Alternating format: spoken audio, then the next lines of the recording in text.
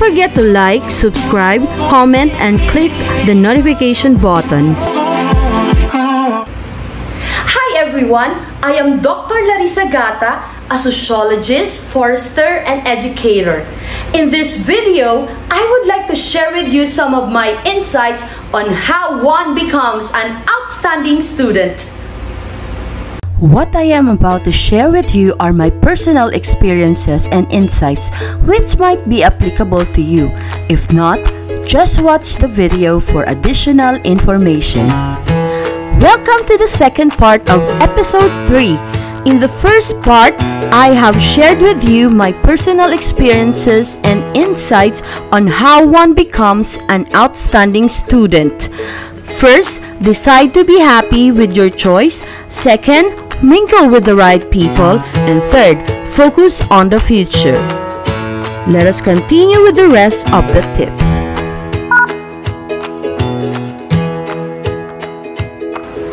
Tip number 4. Sleep, rest, and chill. In college, sleep comes by a few hours or minutes. It was in college that I mastered the art of catnapping or power napping. I would do that in between classes as I would have full 15 minutes to regain back my energy. I would slouch on my armchair and do my catnapping before the professor enters the classroom. After catnapping, I would bounce back to high energy, which will get me through the rest of the day in full blast. I also love taking me time. My favorite me time during college was Shinrin-yoku or forest bathing. I just walked through the quadrangle full of trees or the shortcut from the dormitory to the buildings or just enter the botanical gardens. This was me time, being one with nature. What is your favorite chill time during the pandemic? Is it playing online games? Is it chatting with your friends? Is it discovering new hobbies and habits? Just make sure you have some relaxation time for yourself. Your most deserved me time. I think all this contribute to your achieving your future plans. Having future plans does not thrive in a vacuum. Instead, they are being nurtured not just by you but by the most important people in your life. This brings us to the second area, your family, friends, and companions.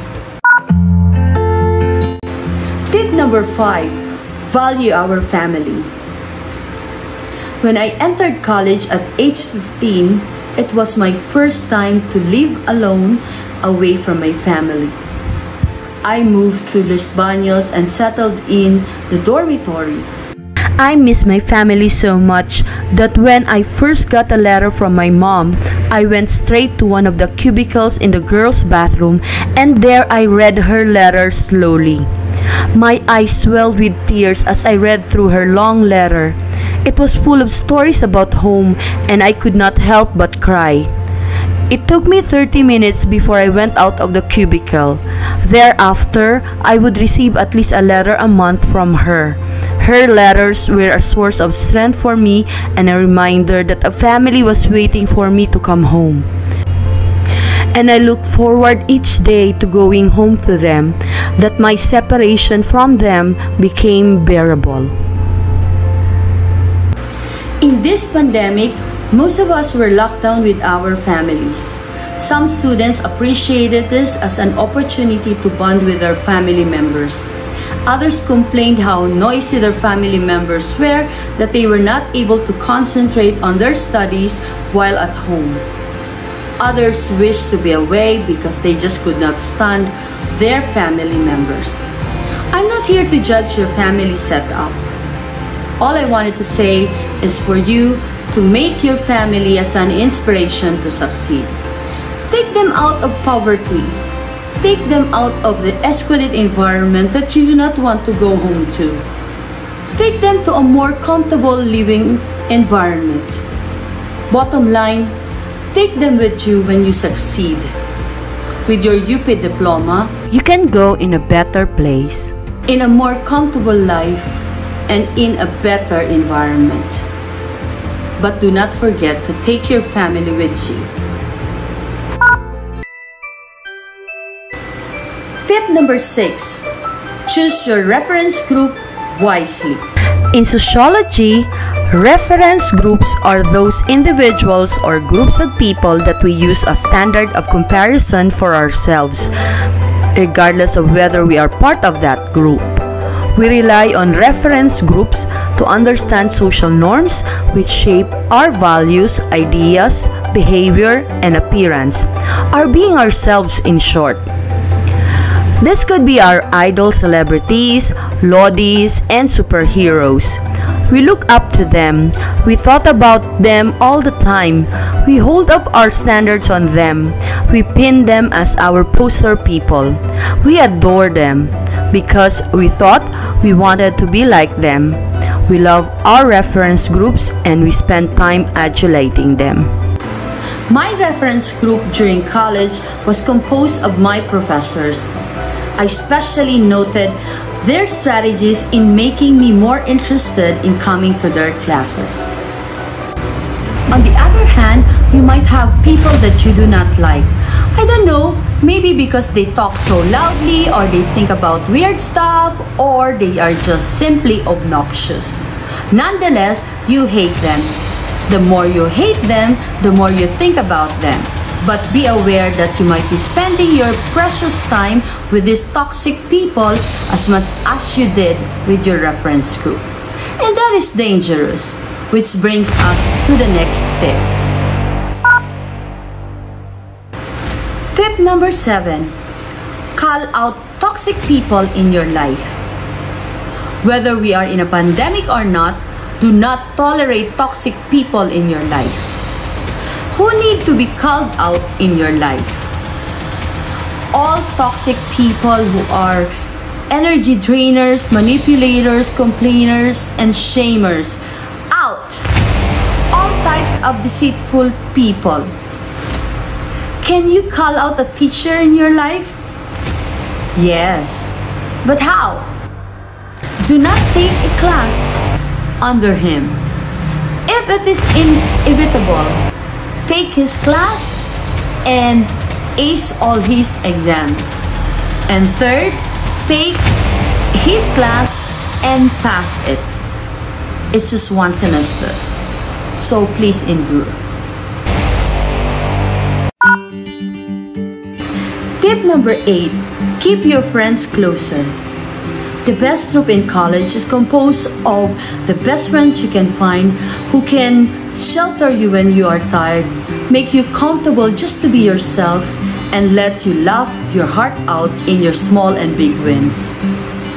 But remember, in order to gain the best of friends, you must be the best friend to them too.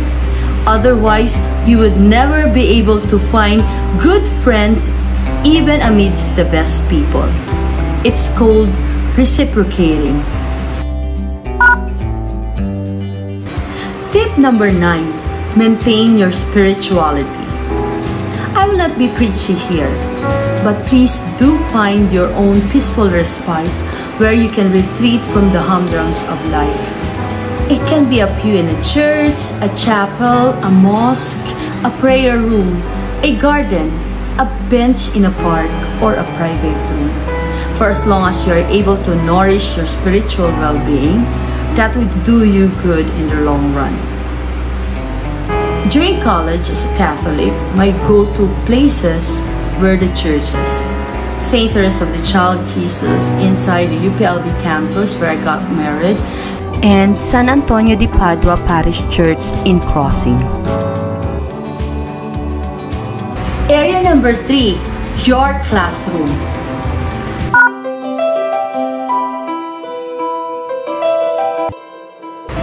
Tip number 10, choose honor and excellence. Now that you are in college or you are still in college, maintain honor and excellence, period. You may not gain Latin honors, but knowing that you perspired so hard just to pass your course is more than achieving the utmost honor and excellence that you can ever have in your life. Remember that the amount of time and effort you put into your education is correspondent to the amount of education that you will get. Unlike in elementary and high school where you get a lot of help from your parents, in college, you are on your own. You decide most of the times the things that you will learn in college. So choose well. I would say choose honor and excellence. Especially now that we are in virtual classrooms and we operate under mutual trust. We must choose honor and excellence at all times. Do not cheat, even if no one would ever know. You may get away with it sometimes, but not all the times. In the end, you will only develop your cheating skills, but not the skills and knowledge that you will need in order to succeed in life.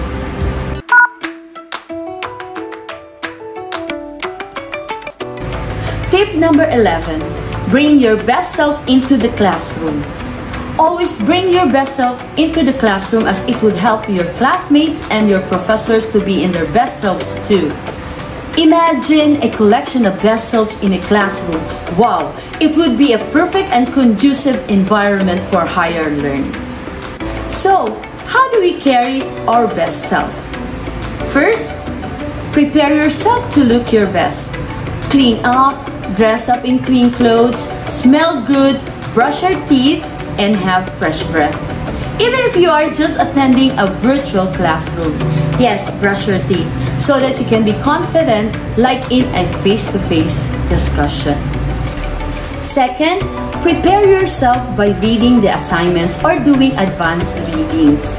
It feels good to participate in recitation, especially if you know that you are well read.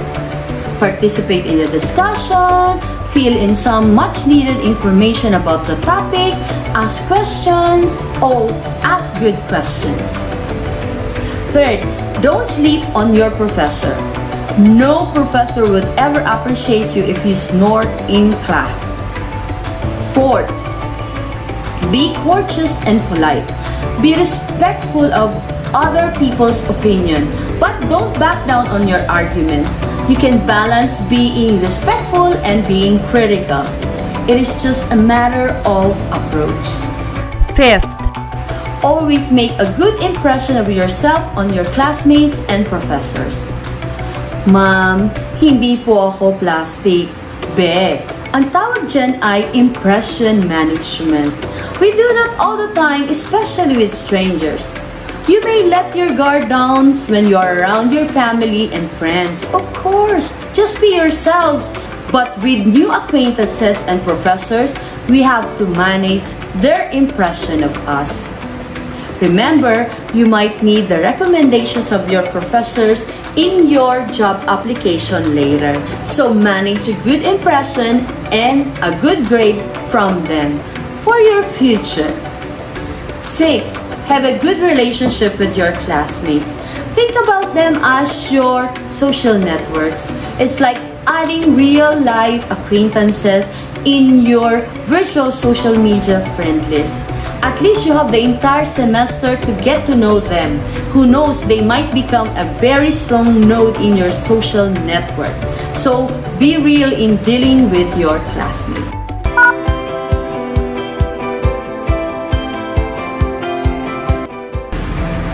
Tip number 12, study while in the classroom. This was the smartest thing I ever did in my classes when I was in college. I studied while in the classroom. I developed two wonderful skills that were super helpful in my college life. First was the listening skill, which helped me to capture as much information as I could from my professors and classmates. Second was the note-taking skill, which allowed me to write down the information being given out orally by the professors. I studied while in the classroom. I did not chit-chat with my classmates. I would sit in front. To avoid unnecessary bonding at the back of the classroom, I would find time to chit-chat once classes were done, but never during the class hours. No. It was also a sign of respect for professors to listen to them. I never experienced tallying the ums and ums or talsik-laway professors. No, I refused to do so. studied while I was in the classroom. I never daydreamed. I focused my 1.5 hours just studying with the class and the professor. I would place NTS on the margins of my notes. Note to self. If I find more information about the topic. Note to self. If I could remember other topics I learned previously from other classes, or if I could see the connection of this topic to my other classes. I put NTS if I would like to pursue this as my interest in the future. That was how I spent my time studying in the classroom. After the class hours, I would keep my notes in my bag and do my me time or spend chit-chatting with friends. I would go back to my dorm and sleep and wait until all dormers were fast asleep. That was when I would get up around 3 a.m. and started reviewing the notes I wrote for my classes or did advanced reading to prepare for the day's class. Then I would attend some extracurricular activities such as organizational meetings or practices in a theater production. I would choreograph dances and direct some skits. I would go out for dates with friends and then go home to my dormitory. These were how I spent my life in college while excelling in my studies. You might also have your own way of enjoying college, but make sure you balance enjoyment with honor and excellence. It feels good to have them all, which brings us to our super tip. Combine all the good things and excel in them. Do your best the first time. It saves a lot of effort and time which you can use in doing other things and other activities. Don't settle for anything less. You do not deserve anything less. Your group mates do not deserve anything less. And your professors do not deserve anything less from you. Always aim for something much bigger than you. Dream big. Not just for yourself, but your family. Not just for your family, but for your neighborhood. Not just for your neighborhood, but your community. And not just for your community, but for others in general. Serve the people, as they always tell graduates at the end of the graduation ceremonies. But I say, serve our country to which we owe our free education. When you are able to combine all these good things and excel in them, at the same time, I think you will emerge not just as a better student, but as an outstanding one. Do not succumb to mediocrity, whether in the pandemic or not. Being outstanding student is still relevant as it reflects the triumphs you achieve over the hurdles you have to go through. To recap, based on personal experiences and insights, I have shared with you the following tips on how to become an outstanding student. First, decide to be happy with your choice. Second, mingle with the right people. Third, focus on the future. Fourth, sleep, rest, and chill. Fifth, value your family. Sixth, choose your reference group wisely. 7. Call out toxic people in your life. 8. Keep your friends closer. 9. Maintain your spirituality. 10th, choose honor and excellence.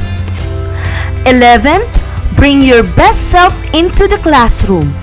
12th, study while in the classroom. And finally, our super tip, combine all the good things and excel in them. I hope you enjoyed watching the video. Don't forget to subscribe, like or comment, and ring the notification button. I'll see you in the next video. Bye!